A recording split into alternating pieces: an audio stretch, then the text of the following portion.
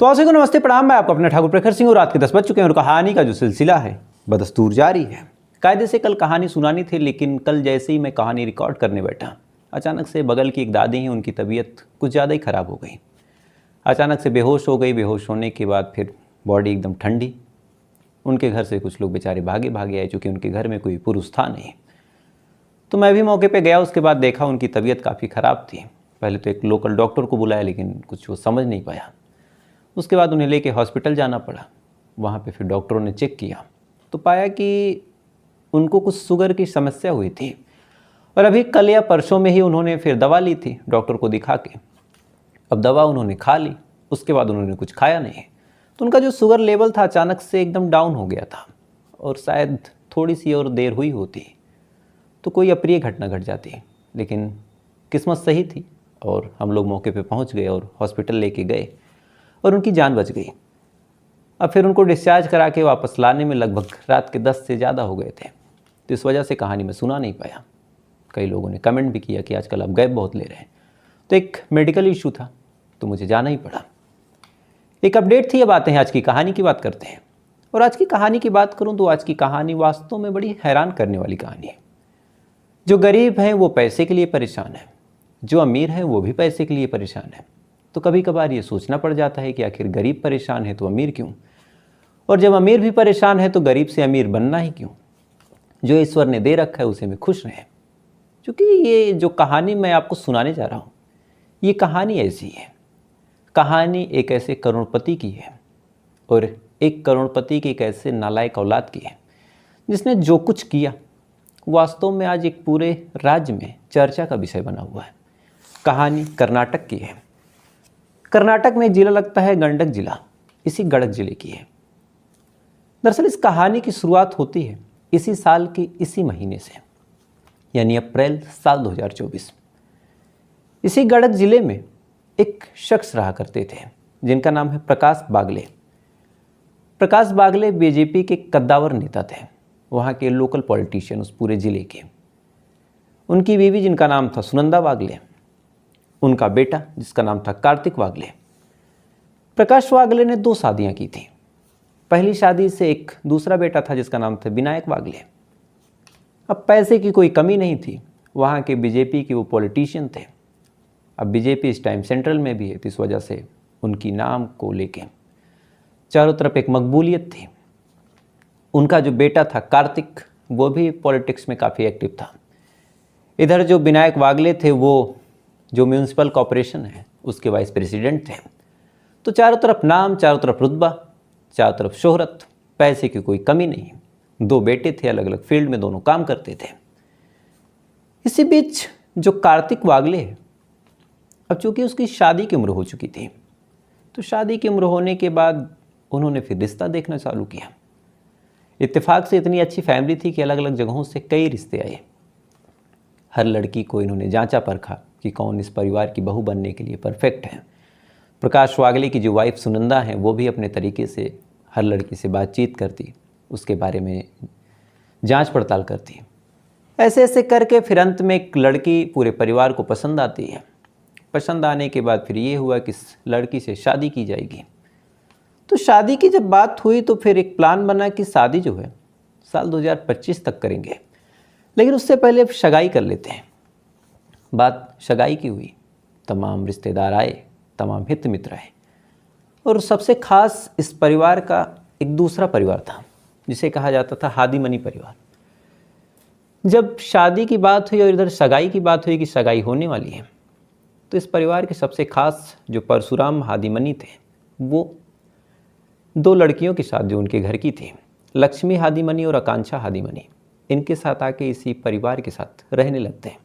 क्योंकि चंद दिनों में सगाई थी, ढेर सारा काम था, ढेर सारी तैयारियां करनी थी। तो परिवार में कार्तिक है, साथ ही विनायक वागले, प्रकाश वागले और सुनंदा वागले, टोटल 4 से 5 लोग। और 19 तारीख को ये लोग आते हैं, यानी पहले कार्तिक वागले मौजूद था, विनायक वागले था, प्रकाश वागले, सुनंदा वागले, यानी 2 भाई और माता पिता। लेकिन 19 तारीख को अचानक से जो परशुराम है वो अपने परिवार के 3 सदस्यों के साथ आ जाते हैं, यानी परशुराम, लक्ष्मी और आकांक्षा। अब 4 ये 3 ये फैमिली में टोटल 7 लोग। 19 तारीख की ये बात है जब पूरा परिवार तैयारियों में बिजी था और ज़्यादातर लोग घर पे ही थे, केवल विनायक नहीं था।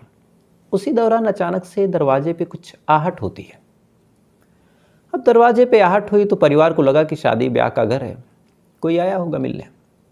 गेट लगभग खुला ही था, थोड़ा सा जो चिपकाया गया था किसी ने खोल दिया। जैसे ही गेट खुलता है अचानक से 6 से 7 लोग धड़धड़ा के घर के अंदर दाखिल होते हैं। जैसे ही दाखिल होते हैं, दाखिल होने के बाद जो कार्तिक है वो पूछता है कि आप लोग कौन हैं और ऐसे घुसते क्यों चले आ रहे हैं। ये सवाल जैसे ही कार्तिक ने पूछा, उन्हीं में से एक ने पिस्टल निकाली और निकालने के बाद कार्तिक को गोली मार दी। अब जैसे ही गोली की आवाज़ पूरे घर में गूंजी तो इत्तेफाक से घर के जो ग्राउंड फ्लोर थे उनमें परशुराम अपनी फैमिली के साथ थे। गोली की आवाज़ हुई, परशुराम पूरी फैमिली के साथ बाहर निकले।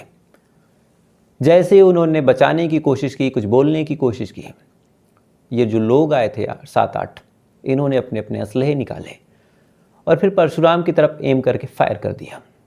अब एक फायर परशुराम की तरफ हुआ, उसको भी गोली लगी, वो भी गिर गया।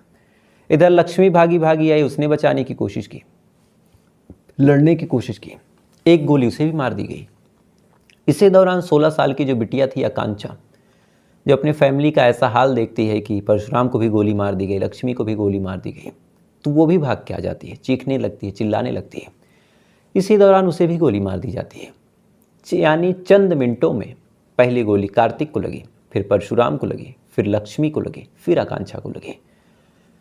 अब गोलियों की लगातार 5 मिनट के अंदर तड़तड़ाहट, अंदर आवाज़ प्रकाश वागले और सुनंदा तक गई। वो भी भाग के बाहर निकले।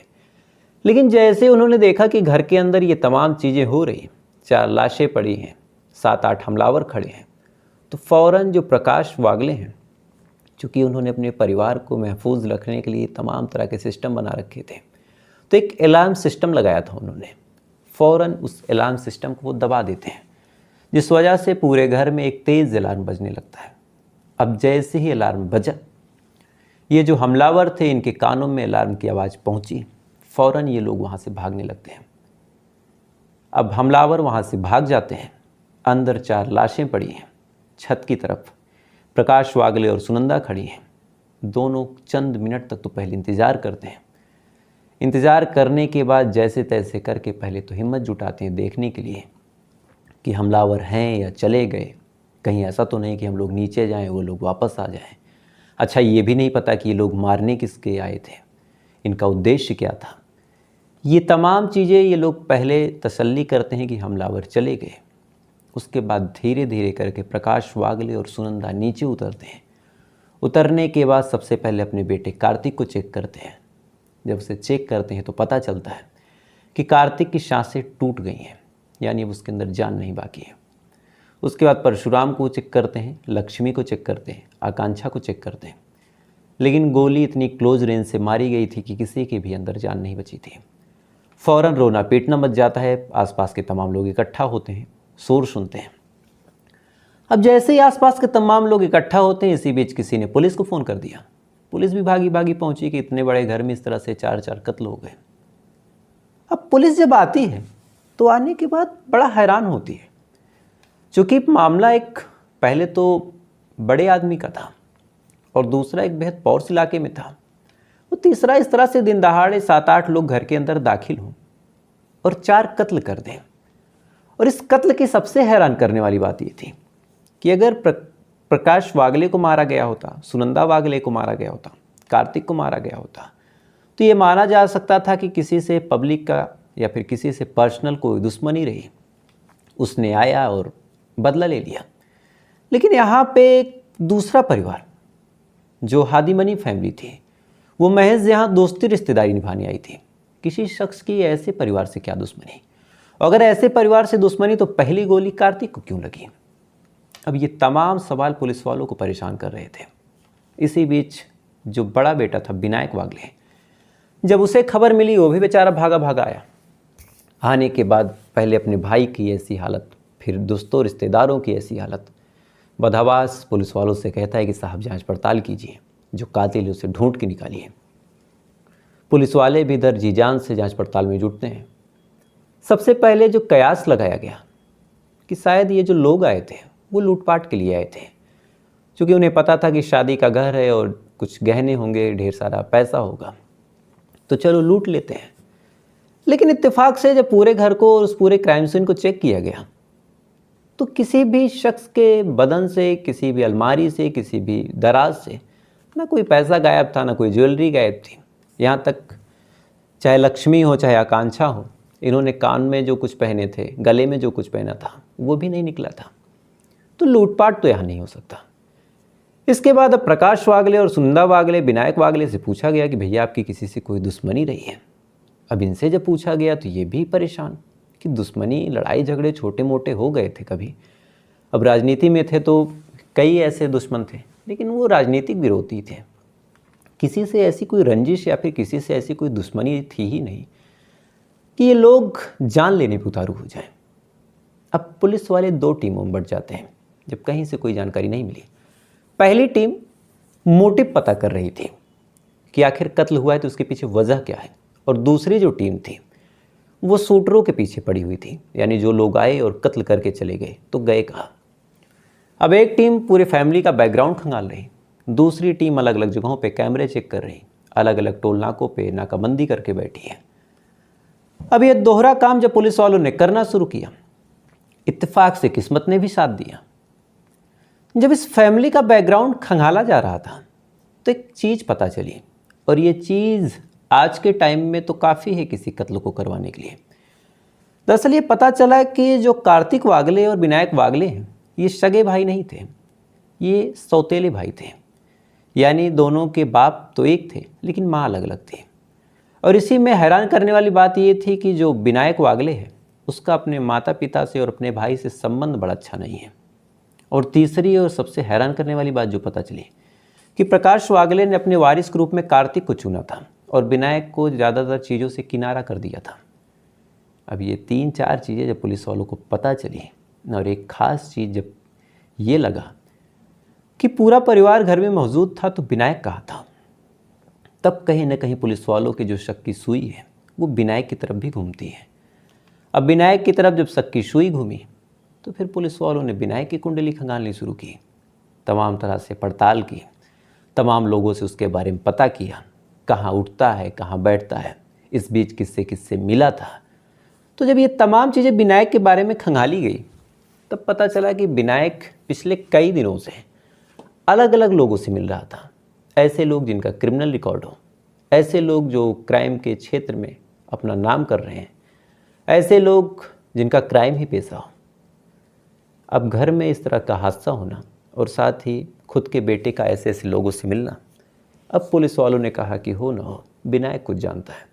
उसके बाद पुलिस वालों ने विनायक को उठाया, उठाने के बाद उससे तबीयत से पूछताछ की, और जब पूछताछ तबीयत से की तो शुरुआत में तो विनायक ने खूब सारी बातें घुमाई, लेकिन अंत में वो तोते की तरह बोलता है और एक ऐसी कहानी सुनाता है जो वास्तव में बड़ी हैरान करने वाली है, बड़ी शर्मसार करने वाली है। और यहीं से कहानी पहुंच जाती है 2-3 साल पहले। दरअसल 2-3 साल पहले जब विनायक वागले और कार्तिक अपने अपने पैरों पे खड़े हो रहे थे तो कार्तिक ने तो पॉलिटिक्स करना शुरू कर दिया। अपने फादर के साथ अलग अलग जगहों पे जाता, उनके साथ मीटिंग्स अटेंड करता, उनके बिजनेस में हाथ आजमाता। लेकिन विनायक इस चीज़ से थोड़ा अलग रह रहा था। उसका मन था कि मैं कुछ खुद के दम पे करूं, अपना बिजनेस शुरू करूं। अब खुद के दम पे अपना बिजनेस मतलब उसमें ना फैमिली का इन्वॉल्वेंस हो, ना फादर से कोई मतलब हो, ना भाई से कोई मतलब हो। तो घर वालों ने जो कुछ पैसे उसे दिए थे वो तमाम पैसे उसने अलग अलग टेंडर्स में, अलग अलग ठेके में लगाना शुरू किया। किस्मत ने साथ दिया नहीं, वो तमाम पैसे डूब गए।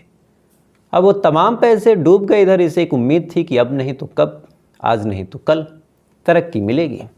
तो फिर उसने माँ बाप से और पैसे लेने शुरू किए, अलग अलग बात करके, अलग अलग चीज़ों के नाम पे, कभी झूठ बोल के, कभी फ्रॉड करके। फादर ने और पैसे दिए, लेकिन ये जितने भी पैसे लगाता उसका कुछ खास रिजल्ट मिल नहीं पाया। धीरे धीरे फादर जो प्रकाश वागले थे उनका भरोसा विनायक के ऊपर अब कम होने लगा। अब विनायक के ऊपर जब भरोसा कम हुआ, ज़्यादा भरोसा कार्तिक ने गेन किया, तो फिर प्रकाश को भी लगने लगा कि दोनों भाई हैं लेकिन इसके अंदर खास गुण है नहीं। तो फिर कार्तिक ही परिवार को लीड करेगा, उसे ही कुछ प्रॉपर्टी ज़्यादा मिल जाएगी, परिवार को जोड़ के रखेगा। और फादर ने तो ये सोचा कि परिवार का जो मामला है वो बना रहे, परिवार टूटे नहीं। लेकिन अब विनायक को लगने लगा कि जब तक कार्तिक है या फिर जब तक मेरे फादर हैं, ना ही मैं जीवन में कुछ कर पाऊँगा, ना ही कुछ आगे बढ़ पाऊँगा। इधर माँ से भी कोई मतलब नहीं था, चूँकि माँ सौतेली थी। तब विनायक वागले जो था वो जलने भुनने लगा।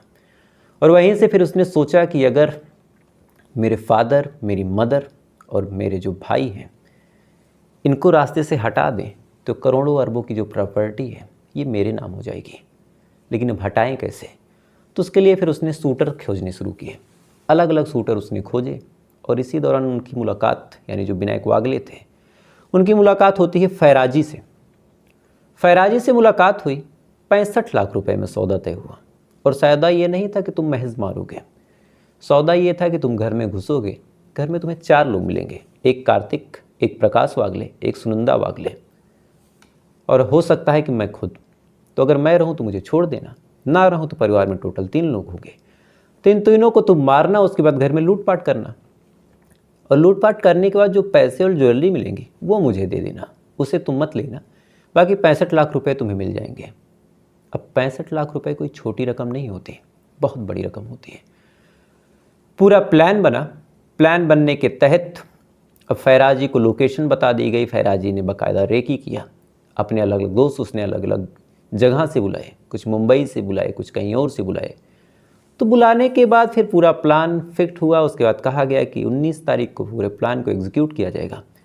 लेकिन किस्मत कहें या बदकिस्मती कहें, किसी दौरान जो हादी मनी फैमिली थी 19 को आ जाती है। इस बारे में जो शूटर थे उन्हें ज़्यादा जानकारी थी नहीं। उन्हें पता था कि 4 लोग होंगे, उन्हें हमें मार देना है।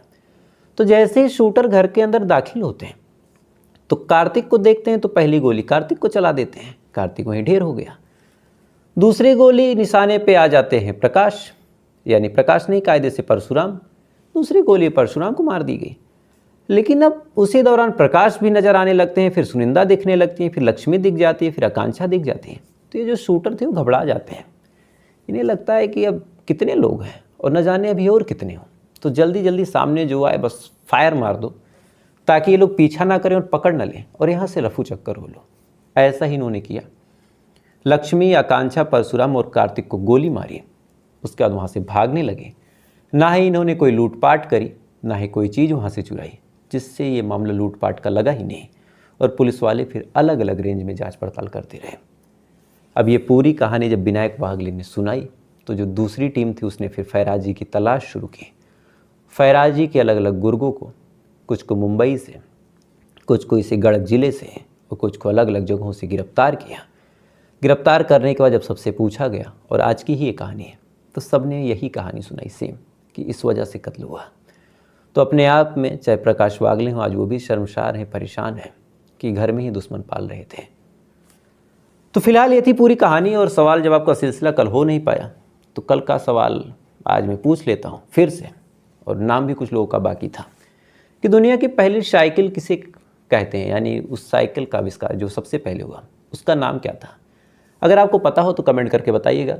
जिन लोगों का नाम मैं परसों वाला नाम बाकी है वो भी कल ले लूँगा और आज का भी नाम इंक्लूड कर लूँगा। तो जिन्हें पता हो कमेंट करके बताएं, नहीं तो कोई बात नहीं, कल मैं आपको बताऊँगा।